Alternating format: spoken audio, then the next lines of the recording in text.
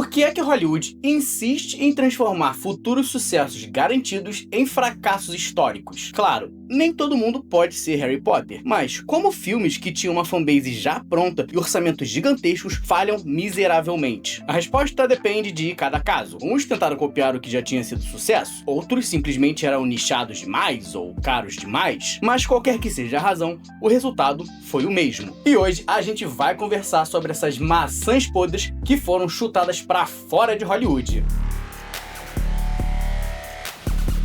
Qual é, pessoa? Eu sou o André Con, seja muito bem-vindo ao Conversando, e hoje é dia da gente falar daqueles patinhos feios de Hollywood, aquelas franquias que tinham tudo para terem sido enormes, mas tombaram bonito. Só lembrando que esse vídeo aqui é uma parte 2 dessa saga, e se você não viu a primeira, tá aqui no canal, depois confere lá, já é? E sem mais delongas, bora pra essa lista.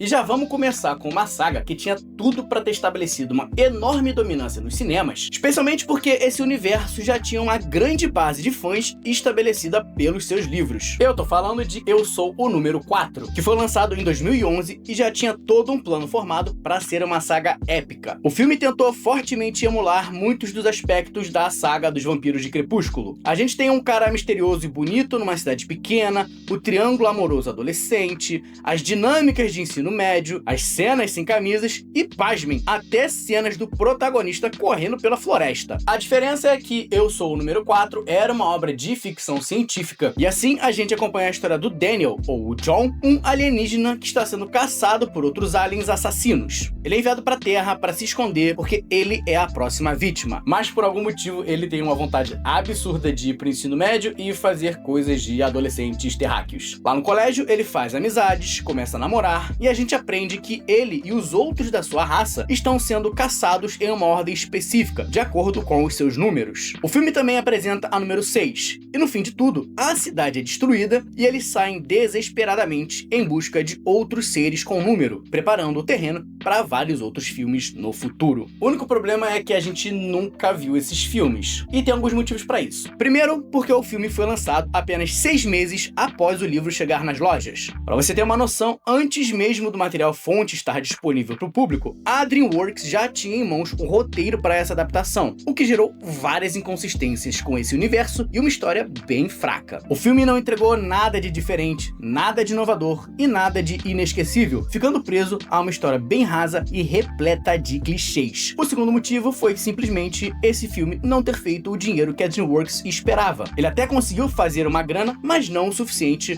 para o estúdio querer continuar adaptando esse universo. Eu Sou o Número 4 é aquele produto de uma determinada época em que tinha muita obra saindo com essa temática infanto-juvenil, Harry Potter, Crepúsculo, Jogos Vorazes, e o filme simplesmente não foi bom o suficiente para se destacar em meio a toda essa concorrência. Assim, apesar do filme terminar com um belo gancho para uma sequência, Eu Sou o Número 4 foi chutado para fora dos estúdios e até andaram falando de um reboot por aí, mas até o momento nada foi confirmado.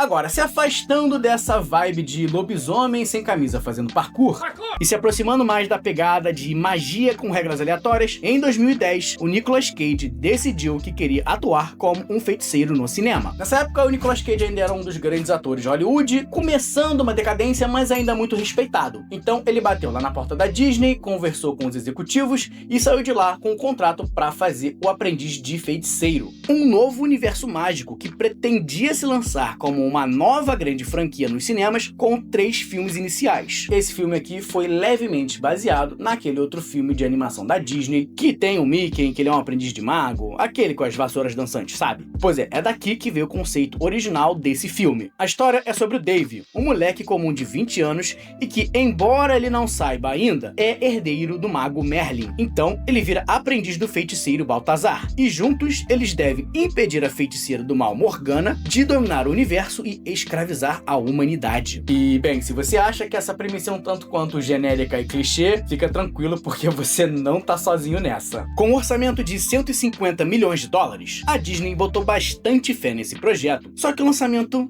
foi um desastre. O filme fez míseros 63 milhões de dólares nos Estados Unidos e muita gente criticou a falta de originalidade do roteiro, que parecia ser só mais uma história de fantasia qualquer para arrancar dinheiro das crianças. Esse filme também teve um outro problema. Ele teve que bater de frente com filmes como Meu Malvado Favorito e A Origem naquela época. Ambos um sucesso absurdo e que praticamente dominaram as conversas tanto de adultos quanto de crianças, que eram mais o público-alvo de O Aprendiz de Feiticeiro. Além disso, apesar dessa saga ser direcionada para crianças, assim como era majoritariamente Harry Potter, o protagonista era um cara de 20 anos na faculdade, e isso evidentemente não ressoou com o público-alvo. E aí, meu irmão, não teve jeito. A dona Disney lançou aquele olhar mais gelado do que Coração de Eixo pro filme, meteu-lhe um pé na bunda e nunca mais se ouviu falar desse filme. O plano para 3 filmes foi engavetado e a Disney fingiu que nunca aconteceu essa parada aqui. Só que é o seguinte, antes da vergonha de O Aprendiz de Feiticeiro, a dona Disney já tinha passado por algo parecido lá atrás, no meio dos anos 2000. Claro, eu tô falando do sucesso que foi As Crônicas de Nárnia, que logo depois foi ladeira abaixo. Recalcada e invejosa com a Warner, que vinha nadando em dinheiro por conta de Harry Potter e O Senhor dos Anéis, em 2005, a Disney chegou com o pé na porta, lançando o primeiro filme de uma saga que seria épica. O Leão, a Feiticeira e o Guarda-Roupa era o primeiro filme do universo das Crônicas de Nárnia, uma saga de fantasia já estabelecida há muitos anos e com 7 livros publicados. E te falar que o primeiro filme fez um sucesso significativo, tá? Inclusive arrecadou mais grana do que Harry Potter e o Cálice de Fogo lá nos Estados Unidos. Essa franquia tinha tudo que a Disney precisava para transformá-la numa saga de sucesso. Bruxa má, animal falante e uma vibe bem mais family friendly do que O Senhor dos Anéis. O problema foi que as sequências dessa franquia não foram bem recebidas. E sério, Nárnia realmente dá para fazer um vídeo só sobre isso, mas não é o foco desse vídeo aqui, então vamos para um breve resumo. O que acontece é que os livros nos quais a saga se baseiam são bem antigos e foram escritos pelo C.S. Lewis, um autor super conectado ao cristianismo, e vários dos temas da sua saga são alegorias para a sua religião. Por exemplo, o leão é o criador do mundo que se sacrifica para salvar um humano traidor e depois ressuscita. Mas isso não é um problema em si, tá? A grande dificuldade é que, como esses livros não foram escritos para serem uma saga épica de fantasia blockbuster com linhas narrativas necessariamente coesas, os livros seguintes não seguiam o que se espera desse tipo de saga. Por exemplo, o mundo é o mesmo, mas os personagens não necessariamente são. Eles podem não aparecer no próximo livro ou simplesmente agora serem adultos, e por aí vai. Porque, no fim das contas, o autor não tá muito preocupado com os personagens, mas sim com Nárnia e com a alegoria que ela representa. E aí os produtores não sabiam exatamente como fazer para continuar adaptando aquilo. Eles tinham outros 6 livros para adaptar, mas com personagens diferentes e tons distintos, o que obrigou a Disney a inventar coisas que não existiam só para que o universo no cinema fizesse algum sentido. O segundo filme, Príncipe Caspian, demorou muito e só saiu 3 anos depois do primeiro. Ele teve uma recepção morna e a Disney decidiu que não valia mais a pena continuar. A franquia ainda foi salva pela Fox, que produziu o terceiro filme, mas com apenas uma fração do orçamento e uma história que foi muito mal recebida. As Crônicas de Nárnia foram finalmente enterradas pelos estúdios e deixadas para trás. As Crônicas de Nárnia foi um sucesso no primeiro filme, mas depois desandou completamente. Mas o próximo filme dessa lista aqui já patinou de cara na sua estreia.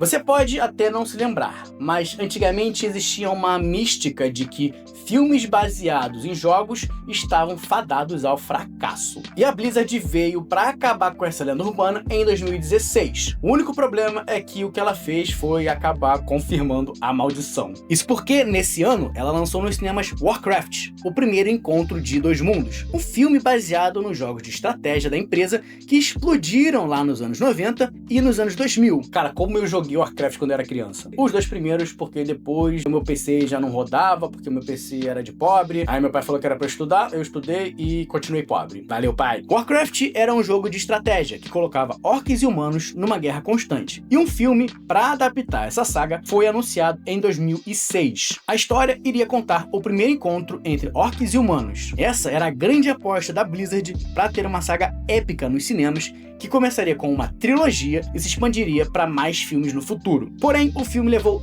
10 anos para ser concluído e só estreou em 2016. Ele passou por um monte de problema durante a sua produção, com direito a diretor saindo do projeto porque foi sacaneado pela empresa e diretor novo chegando cuspindo marimbondo porque o projeto tava uma grande bosta. Esse filme quase não saiu do papel e tem um vídeo contando essa história em detalhes aqui no canal. Depois de 6 anos tentando chegar num acordo para um script pro filme, ele finalmente entrou em produção lá em 2012 e aí a galera do marketing endoideceu de vez. Isso porque eles começaram a gritar que era melhor que Senhor dos Anéis, que Avatar era coisa do passado, chamou a mãe de galinha o pai de coxinha. Mas, depois que o filme foi lançado, a recepção foi bem fraca. A história era uma coisa bem genérica, com personagens mal desenvolvidos, e o diretor chegou a falar que a versão dele tinha 40 minutos a mais do que o que foi pra tela, e que por causa disso, a sua história tinha sido estragada. O filme até chegou a fazer algum dinheiro, mas como ele usava muito CGI, e aliás, um belíssimo CGI, sério, olha isso, coisa linda, ele era um filme extremamente caro e acabou flopando financeiramente. A Blizzard olhou para aquela situação e concluiu que não ia continuar botando grana nisso porque o retorno tinha sido patético. Assim, Warcraft foi bicado para longe, nunca mais se ouviu falar dele e a Blizzard se recolheu. Mas sabe quem não se recolheu? A dona Disney, que ainda tinha um grande fracasso guardado na manga.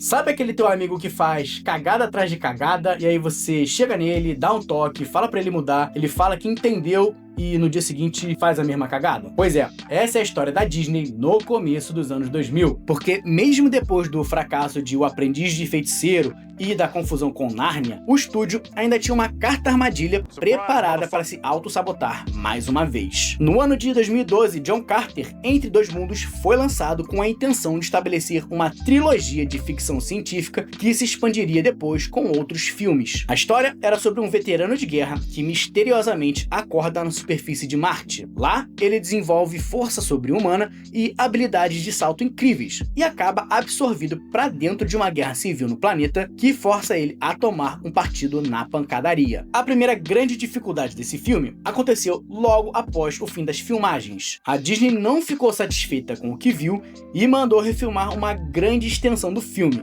além de adicionar cenas para que o conteúdo ficasse mais mastigado para o público. O problema aqui é que John Carter usava uma cacetada de efeitos especiais, tanto nos personagens, quanto nas cenas de ação, quanto na sua ambientação, e refilmar tudo isso, obviamente, custa uma grana absurda. O filme acabou com um orçamento de 250 milhões de dólares e arrecadou, lá nos Estados Unidos, apenas 73 milhões. Agora, por que John Carter flopou tanto assim? A verdade é que muita gente nem sabia sobre o que era esse filme. Lá nos Estados Unidos, o nome do filme era simplesmente John Carter, ou seja, podia ser um filme sobre um guerreiro mitológico ou sobre um treinador de basquete. Aqui no Brasil, a gente ainda teve a adição do subtítulo Entre Dois Mundos, mas isso também não dá muito contexto sobre a narrativa ou que mundos são esses. E o filme ainda teve outros dois problemas que ajudaram nesse fracasso. O diretor era o Andrew Stanton, que tinha dirigido filmes como Procurando Nemo e Wall-E, mas até aqui ele nunca tinha feito nenhum filme live action. E embora as animações que ele dirigiu tenham sido grandes sucessos, quando a gente fala de live action, a gente está falando de um produto completamente diferente, com um orçamento e expectativas absurdas em um campo que ele não era